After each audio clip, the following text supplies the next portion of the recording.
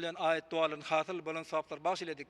Hazreti Muhammed Mustafa sallallahu aleyhi ve sellem ashabının bilmez, yurdumuz, vatanımız üçün şerin zalını fida eden şehitlerdir gerçeklerin, erlerin, pirlerin, ulemaların, ehli Muhammed ümmetinin, her bir Türkmen mukaddes oğuzundan umidiyar olanların, hususanla ata vatanımızın merdanı hem de vefalı oğlu, Berdi Muhammed oğlu Melikul Ağam'ın ruhlarını bağışladık. Koy olurun yatan yerler yatı, zayları, cennet, ruhları şad bolup imanları hemra olsun.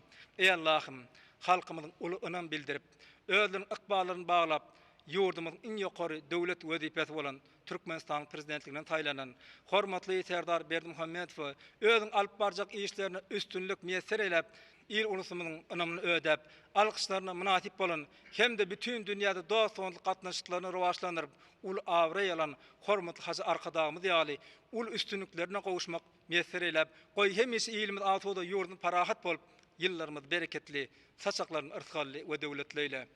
وقل رب أنزلني منزلا مبارك وأنت خير المنزلين آمين يا رب العالمين.